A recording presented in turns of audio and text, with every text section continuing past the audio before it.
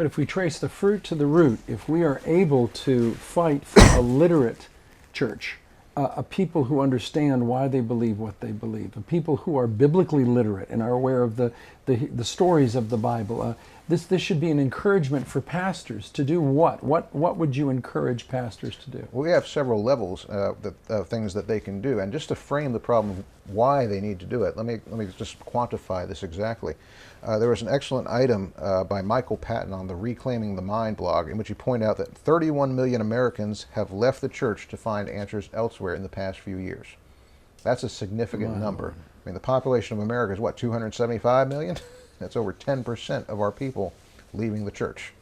And so, yeah, we have a serious problem and we need to take some steps. So let's talk about some of these steps that I've come up with for people to resolve the crisis, starting with what you don't need to be doing, okay? You don't need to be continuing with the church programs that are not working, okay? You don't need to be doing all the entertainment ministries, the skateboard demonstrations, the extra music and whatnot. You can do some of that. I'm not saying there's anything wrong with doing that, but don't make it your sole purpose. Don't make it all that you do, okay? Yeah.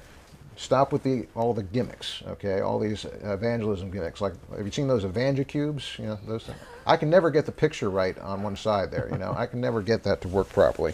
Yeah. Again, those have their place. That's fine, but don't make that your only resource. It's time to put these things on our Sunday morning services. You know, I've dealt with many pastors who want to shove things like this away on Wednesday night or Sunday night, or if you still have Sunday night services in some cases, they want to shove it off on some special Thursday night thing. That's not going to do it. You know, you need to at least talk about it in the Sunday morning service when everyone's there, because many of these people are not going to hear about it otherwise. You know, like my own pastor right now, he very willingly, when I did a presentation on Religulous for my church, he promoted it in all 3 services at our church. That was great. And that's exactly what we need to be doing.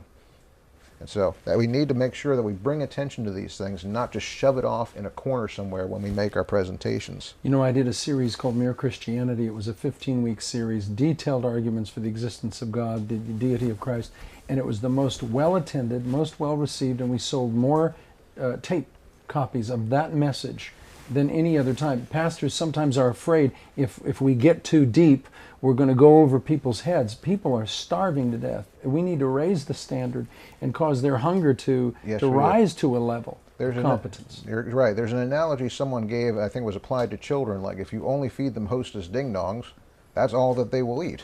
And they won't realize that you've got steak they can eat too. They're not scared of steak. You're just not giving it to them.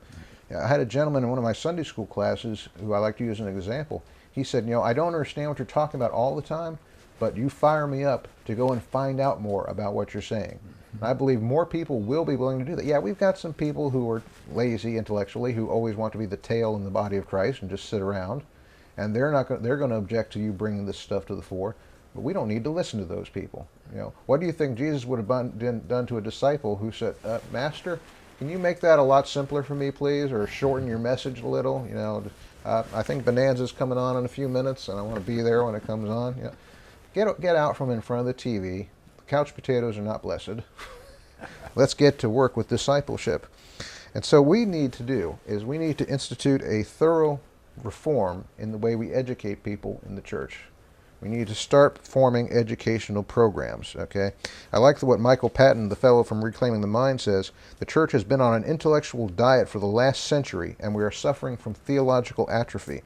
What else do you expect when we have replaced theological discipleship with a gluttonous promotion of entertainment, numbers, and fast food Christianity that can produce nothing more than a veneer of faith seasoned for departure?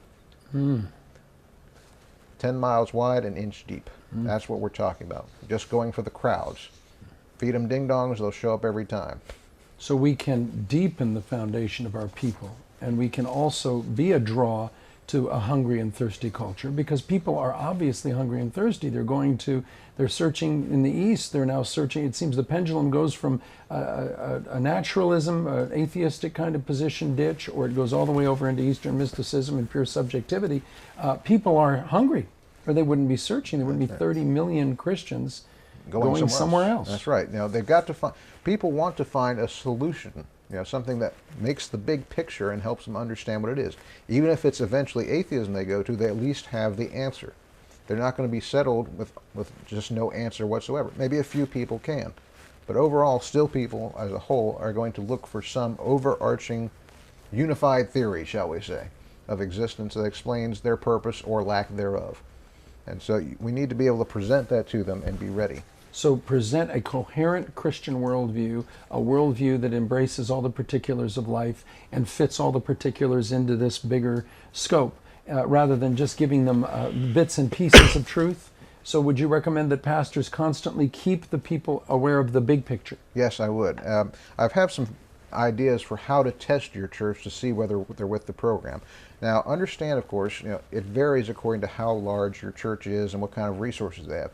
I'm not saying that every little church with 10 members needs to do all these things. When you have smaller churches, you may have to cooperate with other smaller churches and pool your resources. But here are some general guidelines that I've come up with. And we have some great opportunities in this day and age for showing whether a particular church is healthy in this regard.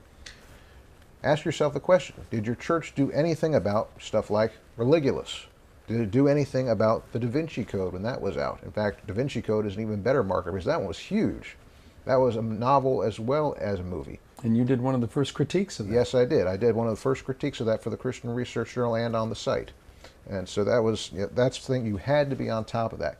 I mean, people were finding in surveys that those who had read Da Vinci Code were more likely to believe the claims made in it than those who hadn't. So this just because it was fiction doesn't mean that no one was believing it. They were believing it, obviously. Next question, what are they doing about it and when are they doing it? As I said, are they going to do it Sunday morning or at least do something Sunday morning to bring notice to it? I mean, are they hiding it off on some side day when no one shows up? One of the saddest moments, I think, was in an earlier church I was in when they had me do the teaching on a Saturday. I was like, that's not a good day, but I went ahead and took it. Well, they had, at the same time, in the same building, photograph day. And it was a special day when you could bring your dog to be photographed with you. More people showed up to have their dog photographed with them than showed up for my class. Now, what does that tell you about that church? That's pretty sad. They're barking up the wrong tree. They're barking up the wrong something. It's a dog of a church. That's what it tells you. Here's another guideline. Now, let's say you go up to your pastor and try to talk about something like the Da Vinci Code or Religulous or what have you, or maybe some issue of biblical interpretation. What happens when you talk to them about it? Do they try to engage you? Do they say, well, that's a good thing, I don't know anything about it, but let me look it up? Or do their eyes sort of glaze over like the deer in the headlights kind of deal, right? Okay? The first two options are okay. But if you get that third option, where the eyes glaze over and it's like they're going to be run over by a truck, you're in a big problem situation right there with that church. The last guideline I like to look at is, are they more concerned with entertaining than with teaching?